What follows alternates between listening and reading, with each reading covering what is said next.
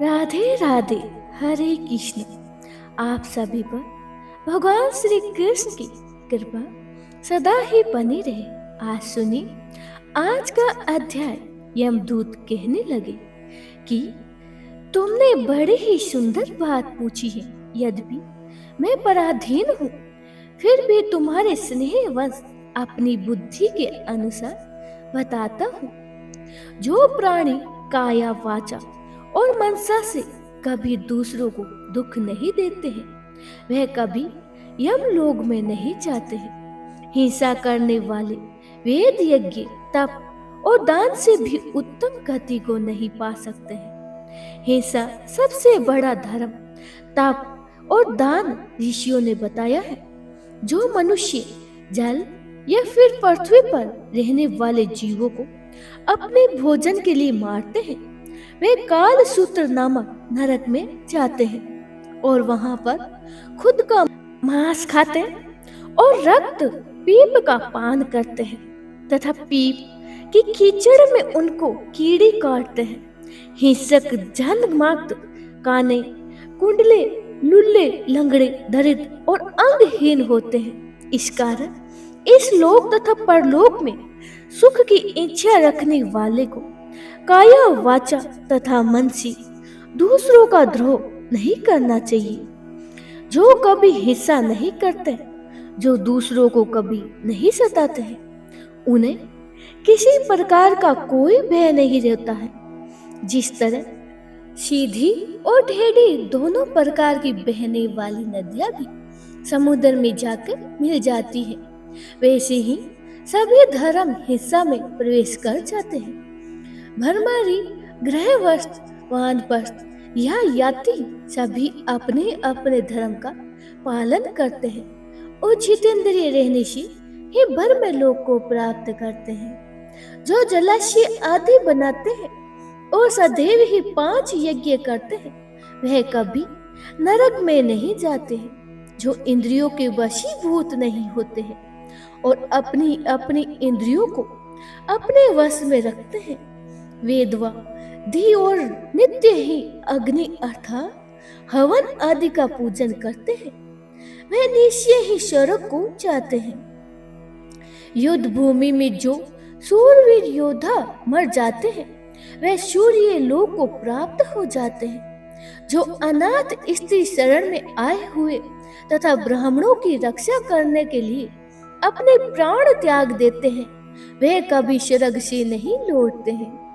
जो मनुष्य लूले, लंगड़े, वृद्ध, अनाथ या गरीबों का पालन करते हैं, उनकी सहायता करते हैं, वे भी स्वर्ग में जाते हैं। जो मनुष्य गौ के लिए पानी का आश्रय करते हैं तथा कुआं, तालाब, बावड़ी आदि बनवाते हैं, वे सदा ही स्वर्ग में वास करते हैं। जैसे जैसे जीव इनमें पानी पीते हैं, वैसे ही उनका धर्म भी बढ़ता जाता है। जल से ही मनुष्य की प्राण है, इसीलिए जो प्याऊ आदि लगवाया या पानी का दान करते हैं, वे अक्षय स्वर्ग को प्राप्त होता है। बड़े बड़े यज्ञ भी वो फल नहीं देते जो अधिक छाया वाले वृक्ष मार्ग में लगा देने से होते हैं। इसीलिए जो मनुष्य वृक्ष रोपण करता है, छायादार पेड़ लगाता है, फलदार वृक्ष लगाता है, वह सदैव ही दानी और यज्ञ करने वाला होता है। जो अच्छे फल और अच्छी छाया वाले मार्ग के वृक्षों को काटता है, उसे हर हाल में नरक ही भोगना होता है। तुलसी का पौधा लगाने वाला और तुलसी का पौधा दान में देने वाला सब प्रकार की पापों से छूट जाता है। जिस घर में तुलसी वन है, वह घर तीर्थ के समान होता है और जिस घर में कभी यमदूत नहीं जाते हैं। तुलसी की सुगंध से पितरों का मन आनंदित हो जाता है और वे विमान में बैठकर फिर विष्णु लोक को जाते हैं। नर्मदा नदी का दर्शन, गंगा जी का स्नान और तुलसी दल का स्पर्श, ये सब बराबर का पुण्य देने वाला है। हर एक द्वादशी को ब्रह्मा जी भी तुलसी जी का पूजन करते हैं। रतन, सोना, फूल तथा मोती की माला के दान का भी इतना पुण्य नहीं मिलता जितना कि तुलसी की माला का दान का होता है। जो फल आम के 1000 और पीपल के 100 वृक्षों को लगाने से होता है, वह तुलसी के एक पौधे के लगाने से ही मिल जाता है। पुष्कर आदि तीर्थ, गंगा आदि नदी, वासुदेवा आदि देवता सहित तो तुलसी में वास करते हैं। जो 1, 2 या 3 बार रेवा नदी से उत्पन्न शिव मूर्ति की पूजा करता है अथवा शिवलिंगी रतन के पत्थर आप से ही आप निकले हुए तीर्थ में, पर्वत या वन में रखी हुई शिव की मूर्ति की पूजा करता है और सदैव ही ओम नमः शिवाय इस मंत्र का जाप करता है।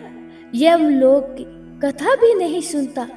असंग चतुरता अभिमान से भगवान शिव की पूजा के समय पापों को नष्ट कर देने वाला तथा कीर्ति देने वाला तीनों लोगों में और कोई काम नहीं है।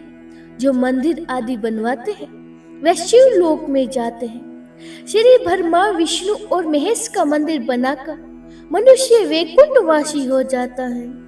जो भगवान की पूजा करने के लिए फलों के या फूलों के भाग लगाते हैं वे धन्य हो जाते हैं। जो माता पिता, देवता और अतिथियों का सदैव ही पूजन और सम्मान करते हैं वे निश्चय ही भर में लोक को जाते हैं। हरे कृष्णा। इसके बाद यमदूत ने विकुल से जो भी बातें बतलाई है उन सब का वर्णन आप आने वाले अध्याय में जरूर सुनिएगा। अब सुनिए भगवान श्री कृष्ण की बहुत ही सुंदर कथा। इस कहानी के अनुसार मथुरा में एक संत रहते थे। उनके बहुत सारे शिष्य भी थे और उन्हीं में से एक शिष्य थे। सेठ का लंबा चौड़ा कारोबार था और वह अपने कारोबार के सिलसिले से दूर देश की यात्रा भी किया करते थे और अक्सर वह अपने घर से बाहर ही रहा करते थे। एक बार वह अपने कारोबार के सिलसिले से कनौज गए। कनौज जाकर उन्होंने अपने लिए खुशबूदार इत्र खरीदे क्योंकि कनौज अपने खुशबूदार इत्रों के लिए बहुत प्रसिद्ध है। उन्होंने इत्र की एक बहुत महंगी शीशी संत को भेंट करने के लिए खरीद ली। अब कुछ दिनों के बाद शेर जी जब वापस अपना काम खत्म करके लौटे तो अगले दिन वह संत की कुटिया पर उसने मिलने के लिए गए। उस समय संत महाराज कुटिया में नहीं थे। उन्हीं के आसपास रहने वाले शिष्यों से पूछा तो पता चला संत महाराज तो यमुना नदी किनारे गए हैं ध्यान और स्नान करने के लिए। जब सेठ ने यह सुना तो वह चलते ही घाट की तरफ घाट पर पहुंच गए तो देखा कि संत महाराज तो घुटने भर पानी में खड़े होकर यमुना नदी में कुछ देख रहे हैं और संत महाराज यमुना नदी में कुछ इस तरह से देख रहे थे कि उन्हें अपने आसपास की सुध नहीं थी। उन्होंने नहीं पता था कि उसके आसपास क्या हो रहा है और यमुना नदी की तरफ देखकर वह मंद मंद मुस्कुरा रहे थे। इस प्रकार जब उन्होंने बहुत दूर से संत को वहां खड़ा हुआ देखा तो भागकर सेठ उनके पास पहुंचे और प्रणाम करके कहने लगे, संत महाराज जी, मैं आपके लिए कनौज से इत्र की एक शीशी लेकर आया हूँ। संत ने कहा, अच्छा, यह तो बहुत ही अच्छी बात है, लाओ मुझे दो। तब सेठ ने इत्र की शीशी संत के हाथों में दे दी। अब सेठ जी बड़े ही पसंद और सोचने लगे, शायद मेरा लाया हुआ इत्र संत महाराज को बहुत पसंद आ गया है। उधर संत महाराज ने तुरंत ही वह शीशी खोली और सारा का सारा इत्र यमुना नदी में डाल दिया। अब जब संत महाराज ने महंगी शीशी का सारा इत्र यमुना नदी में डाल दिया तो उसके बाद वे मुस्कुराते रहे। सेठ ये सारा दृश्य देख रहे थे और यह देखकर वह एकदम से उदास हो गए और सोचने लगे कि एक बार भी संत महाराज ने ये इत्र प्रयोग नहीं किया, इसे सूंघा तक नहीं, और बिना सूंघे ही बिना देखे ही सारा का सारा इत्र डाल दिया यमुना में। सेठ जी की ये सारा का सारा दृश्य देख बहुत उदास खड़े हुए थे, लेकिन उन्होंने कुछ बोला नहीं और चुपचाप उदास मन से वापस अपने घर लौट गए। अब कई दिन तक सेठ जी बड़े ही उदास होकर सोचते रहे कि मेरा लाया हुआ इतना महंगा इत्र संत महाराज ने सूंघा तक नहीं, प्रयोग तक नहीं किया और बर्बाद कर दी।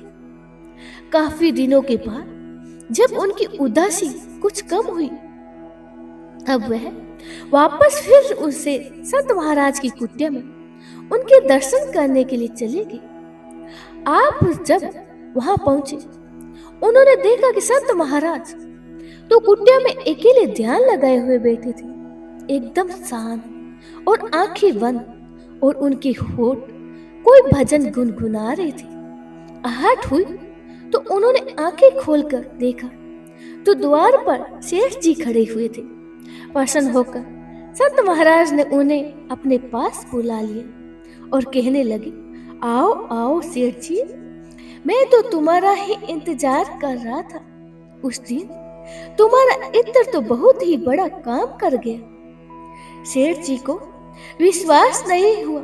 बड़ा आश्चर्य और हैरानी के साथ वह संत महाराज की तरफ देखने लगे। फिर पूछने लगे। जब उन्होंने कुछ नहीं समझा तो खुद ही पूछने लगे कि मैं कुछ समझा नहीं।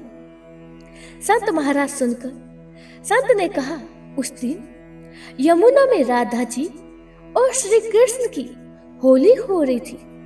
राधा जी ने श्री कृष्ण के ऊपर रंग डालने के लिए जैसे ही बर्तन में पिचकारी डाली, बस उसी समय मैंने तुम्हारा लाया हुआ इत्र बर्तन में डाल दिया और इस तरह से सारा इत्र पिचकारी में रंग के साथ श्री कृष्ण के शरीर में चला गया। बस फिर क्या था, भगवान श्री कृष्ण इत्र की महक से महकने लगे। तुम्हारे लाए हुए इत्र ने श्री कृष्ण और राधा रानी की होली में एक नया ही रंग भर दिया और तुम्हारे कारण ही मुझे भी श्री कृष्ण और राधा रानी की कृपा प्राप्त हो गई। सेठ जी चुपचाप बड़े ही हैरान परेशान और अपनी आंखें बड़ी बड़ी करके संत महाराज को देखते रहे। उनकी समझ में कुछ भी नहीं आ रहा था। यहाँ तक कि सेठ जी को तो संत महाराज की बातों पर विश्वास ही नहीं हुआ था। फिर वो वहां से भागे भागे श्री कृष्ण के और राधा रानी के मंदिर गए। फिर उनको एहसास हुआ जितने भी मंदिर में वो दर्शन करने गए, उन सभी मंदिरों में श्री कृष्ण और राधा रानी की मूर्ति से अपने लाए हुए इत्र की महक उन्हें महसूस हुई। अब सेठ जी का इत्र श्री कृष्ण और राधा रानी ने स्वीकार कर लिया था, और जब इस प्रकार एहसास कर संत महाराज की कुटिया में वे वापस लौटे तो संत महाराज के चरणों में गिर पड़े।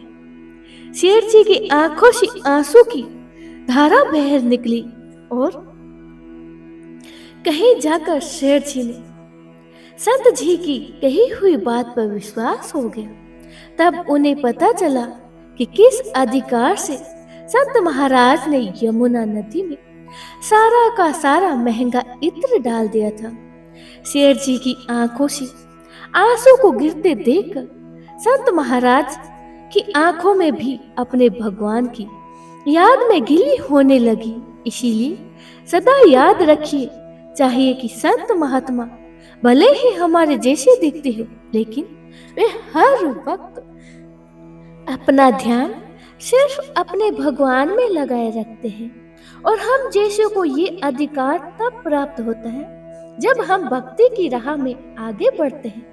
यह हमारे मन में अपने भगवान के प्रति श्रद्धा और विश्वास बढ़ जाता है।